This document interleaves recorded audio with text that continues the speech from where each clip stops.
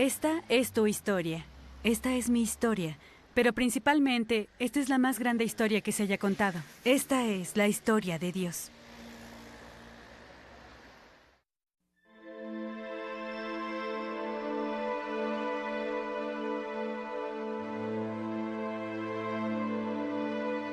Roboán fue a Siquén porque todos los israelitas se habían reunido ahí para proclamarlo rey. De esto se enteró Jeroboán, hijo de Nabat, quien al huir del rey Salomón se había establecido en Egipto y aún vivía ahí.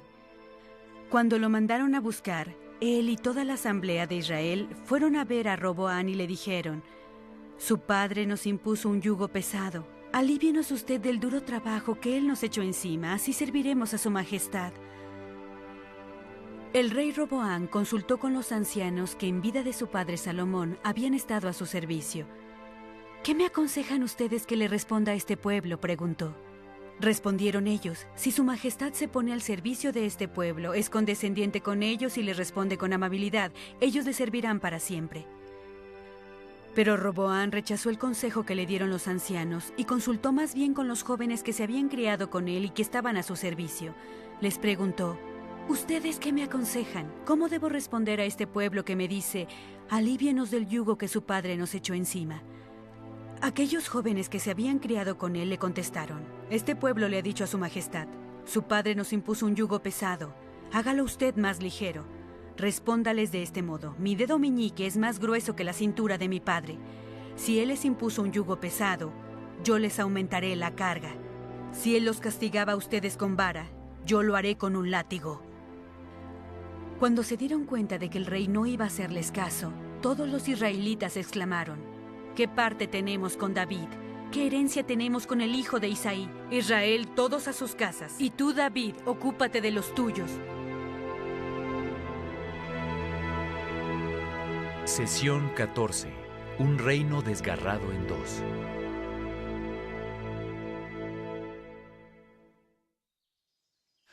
Cuando mi hijo Stephen estaba en el último año de la secundaria hace unos años, tomó una clase de crítica de cine. No había clases así cuando yo estaba en la secundaria, donde el objetivo fundamental de la clase es ver películas. Te digo algo, la escuela habría sido una experiencia más agradable si hubiera podido ver más películas. Cuando terminas de ver la película, escribes una crítica basada en 6 categorías. La primera es el escenario, el lugar y las circunstancias donde se lleva a cabo la historia. En segundo lugar están los personajes. ¿Quiénes son los principales personajes de la historia? Luego identificas el punto de vista. ¿Desde el punto de vista de quién se cuenta la historia? Después está la trama. Hay acciones que se desarrollan y generan el conflicto principal. Más tarde tenemos la resolución. La historia llega a cierta conclusión. El conflicto se resuelve positiva o negativamente. Por último, está el tema. Hay un tema principal en cada buena película, como en la película Sueños de Libertad, cuyo tema es, adivinaste, la redención. He aquí el escenario de la historia. Hacia el final de su reinado, el rey Salomón se volvió muy agresivo en cuanto a construir proyectos y barcos. Para pagarlos, cobraba muchos impuestos a las personas y las obligaba a participar en trabajos pesados. Salomón muere y el trono pasa a su hijo de nombre Roboán. Aquí es donde se reanuda nuestra historia. ¿Quiénes son los personajes principales? Primero tenemos a Roboán, el hijo de Salomón que ocupa el trono. Es de la tribu de Judá.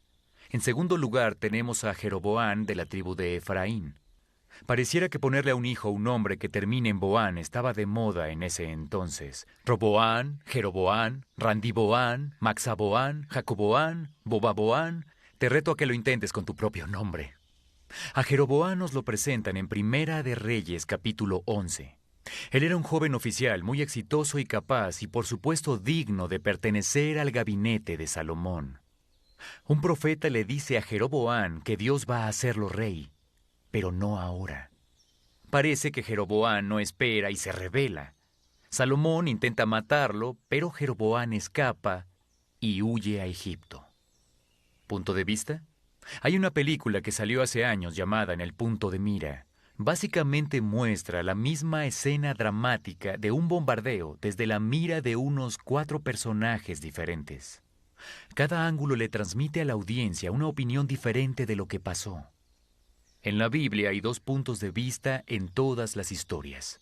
Tenemos un punto de vista de la historia secundaria y el punto de vista de la historia primaria. O cómo vemos nosotros que se desarrolla la historia, o cómo ve Dios que se desarrolla. Vamos a comenzar primero con el punto de vista de la historia secundaria. ¿Cómo pudieron haberla escrito en el diario de Jerusalén? Aquí está la trama. Cuando Salomón muere, Jeroboam siente que puede ser una buena oportunidad de volver a casa y pedirle a Roboam que lo libere. Cuando está frente al rey le dice: «Su padre nos impuso un yugo pesado. Alívienos usted ahora el duro trabajo y el pesado yugo que él nos echó encima. Así serviremos a su majestad». El rey Roboam consulta con los ancianos que sirvieron a su padre Salomón. Me gusta el consejo que le dan. Si su majestad se pone hoy al servicio de este pueblo y les responde con amabilidad, ellos le servirán para siempre. Primera de Reyes 12:7. Pero Roboam rechaza su consejo. Luego va con los jóvenes con los que creció y que ahora les sirven. Esta es una idea alocada. No solo son jóvenes y sin experiencia, también están determinados a decirle al rey lo que quiere escuchar. Esencialmente le indican: haz que su yugo y su carga sean aún mayor. El rey Roboam acepta el consejo de esos jóvenes. Esa es la trama, que tiene todo tipo de conflictos imaginables. Ahora la resolución. ¿Cómo se resuelve este conflicto, ya sea positiva o negativamente? Se resuelve con la división de la nación. Se desgarra en dos. Jeroboam se lleva a las 10 tribus de Israel al norte y forma una nueva nación llamada Israel. Se convierte en su rey. Roboam se queda como rey de las 2 tribus restantes en el sur, Judá y Benjamín. Su nación se llama Judá. Ahora veamos el tema. ¿Cuál es el tema principal de la historia? Si una familia está dividida contra sí misma, esa familia no puede mantenerse en pie. Jesús dijo eso cuando algunos de los maestros de la ley sugirieron que estaba echando fuera a los demonios por el poder de Satanás. Jesús señaló: Satanás es muy listo para saber que si echa fuera a su ejército, su empresa no tendrá éxito. Parece que los seres humanos no son tan listos, porque hacemos eso todo el tiempo. La vida ya es bastante dura al enfrentarte a todas las influencias externas. Es totalmente loco que las personas de la misma familia, del mismo equipo, se vuelvan unas contra otras. Jesús dijo que esa familia estaba destinada al fracaso. Y claro, fracasó. La que alguna vez fue la nación poderosa que Dios construyó de la nada, de la que hablaba todo el mundo, imparable en todos los sentidos, ahora ha sido debilitada severamente. No por un enemigo externo, sino desde adentro. Vemos que pasa lo mismo en nuestros días con nuestras familias, nuestros vecindarios, nuestras iglesias, nuestras ciudades y nuestra nación. Cuando estamos divididos entre nosotros, con el tiempo nos derrumbamos. Ese es el tema de la historia secundaria que debemos entender hoy. Pero si cambiamos el punto de vista, encontraremos más. Si lo observamos desde la perspectiva de Dios, vemos cómo se desarrolla la trama un poco diferente. Si observamos esta historia desde arriba, nos dicen que cuando Roboam decidió no escuchar a las personas, las cosas tomaron ese rumbo por voluntad del Señor. Después que Jeroboam organizó esta insurrección masiva y se volvió rey, nos enteramos que Roboam formó un ejército de 185,000 jóvenes para iniciar una guerra civil. Dios mandó este mensaje para detenerlos en seco. No vayan a luchar contra sus hermanos los israelitas. Regrese cada uno a su casa porque es mi voluntad que esto haya sucedido. Desde la historia secundaria parece que la causa del conflicto fue la decisión de Roboam de escuchar a los consejeros jóvenes e ignorar las necesidades de las personas a quienes servía. Dios seguramente usó ese acontecimiento humano, pero la causa principal fue Dios mismo. Y eso nos lleva a un tema mucho más grande. Si una familia está dividida contra Dios, no puede mantenerse en pie. Dios tomó esa decisión cuando Salomón aún era rey. Salomón dejó que sus muchas mujeres extranjeras lo alejaran de adorar solo a Dios. Dejó que su corazón siguiera y adorara a otros dioses.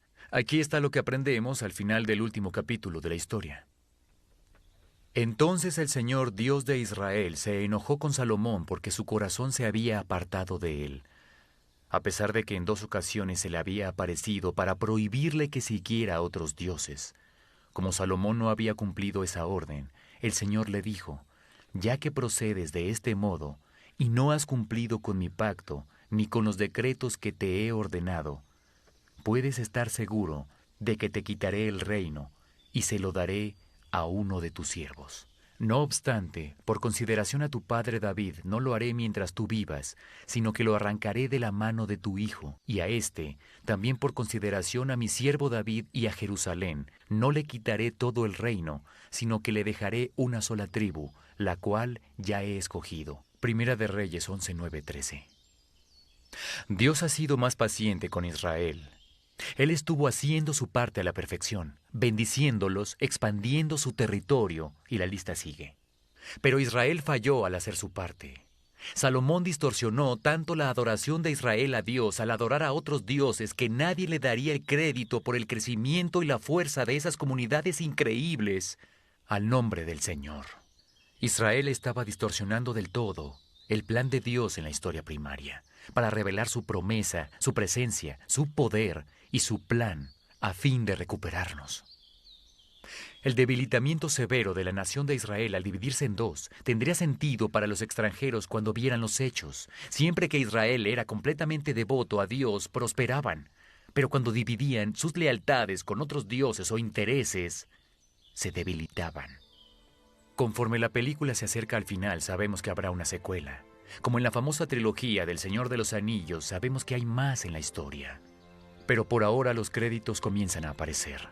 Podemos levantarnos y dirigirnos al auto, o podemos quedarnos sentados un momento y reflexionar en el poder de ambos temas en nuestras vidas.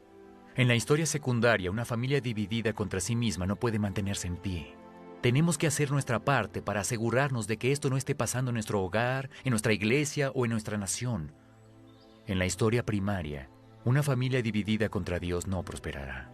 Para experimentar las bendiciones completas de Dios, para asegurarnos de que todo funcione bien en nuestras vidas, debemos amar a Dios por sobre todo y alinear nuestras vidas con su plan de la historia primaria.